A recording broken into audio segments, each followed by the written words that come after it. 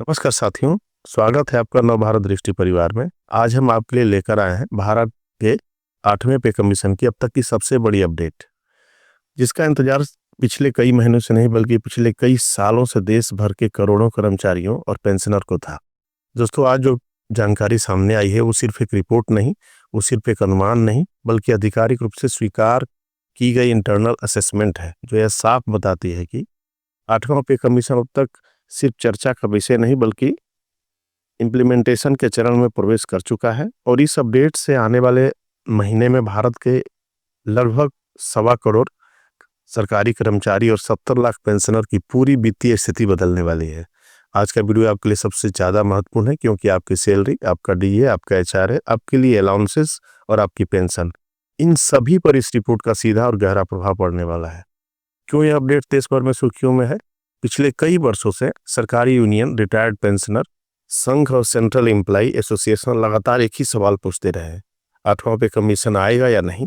कितनी सैलरी बढ़ेगी? क्या डीए रुक जाएगा? क्या फिटमेंट फैक्टर 3 तक जाएगा? क्या ग्रेड पे वापस आएगा? क्या पे मैट्रिक्स फिर बदलने वाला है? आज की रिपोर्ट में इन सवालों का पक्का आधार दिया है। सरकार ने स्वीकार किया फिटमेंट फैक्टर का नया फ्रेमवर्क। सरकार ने फाइनेंस मिनिस्ट्री की इंटरनल असेसमेंट रिपोर्ट को औपचारिक रूप से स्वीकार कर लिया गया है। इसमें साफ कहा गया है कि फिटमेंट फैक्टर का नया फॉर्मूला 2.86 से लेकर 3.10 के बीच फाइनल होगा। यानी 2.86 लगभग 30% से 40% सैलरी ग्रोथ होगी, और अगर 3% रहता है तो लगभग 44% ग्रोथ, और 3.10 लगभग रहता है तो उसमें 48% तक सैलरी ग्रोथ की संभावना है। यह थ्योरी नहीं बल्कि अधिकृत गणना का हिस्सा है, क्योंकि 8वां पे कमीशन में फिटमेंट फैक्टर 3 से सबसे परफेक्ट माना जा रहा है। 3 कारण सबसे महत्वपूर्ण है। डीए ऑलरेडी 60% के करीब पहुंच चुका है। जब डीए 50% पार कर जाता है, उसी के बाद नया पे कमीशन लागू किया जाता है। 2025-2026 में डीए लगभग 60 से 63 के आसपास रहेगा। इसको बेस पे में मर्ज करने पर फिटमेंट फैक्टर 2.86 से 2.95 अपने आप निकलता है। इसका राउंड अप सीधा 3 पर पहुंचता है। अब इन्फ्लेशन इंडेक्स लगातार 6% के आसपास है। इस स्थिति में फिटमेंट फैक्टर 3 सबसे सुरक्षित, सबसे टिकाऊ, सबसे गणनात्मक रूप से परफेक्ट माना जाता है। पेंशन एंड सैलरी दोनों का भार संतुलन रहता है। फिटमेंट फैक्टर 3 सरकार के खर्च को संतुलित रखता है, कर्मचारियों और पेंशनर को भी भारी लाभ देता है, और पे मैट्रिक्स को भी सरल बनाता है। डीए पर सबसे बड़ा अपडेट, 2026 तक नहीं रुकेगा डीए। इंटरनल रिपोर्ट में साफ लिखा है कि डीए को रोकने का कोई निर्णय नहीं लिया गया है। जब तक 8वां पे कमीशन लागू नहीं होता, डीए 2 बार बढ़ेगा।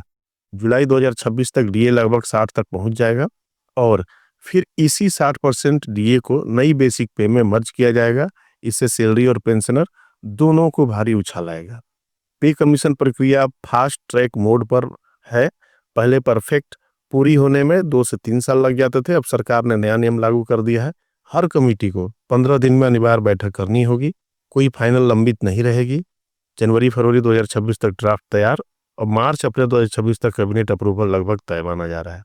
इसका मतलब है पूरी प्रक्रिया अब 8 से 10 महीने में पूरी हो जाएगी। लेवल वाइज सैलरी जंप सबसे बड़ा खुलासा अब देखेंगे कितना फायदा किसको मिलेगा। लेवल 1 को 18,000 से 54,000, फायदा लगभग 36,000 की छलांग होगी। सबसे बड़ा लाभ लो लेवल कर्मचारियों को होता है। ताजा आंकड़ों के आधार पर 8वां पे कमीशन में औसतन 40 से 48% सैलरी ग्रोथ होगी। फिटमेंट फैक्टर लगभग 3 पर स्थित रहेगा। जनवरी-फरवरी 2026 तक पूरी तस्वीर साफ हो जाएगी। जुलाई 2026 से नई सैलरी लागू होने की भारी संभावना है। दोस्तों, यह थी आज के 8वां पे कमीशन की सबसे विश्वसनीय, सबसे विस्तृत और सबसे साफ रिपोर्ट।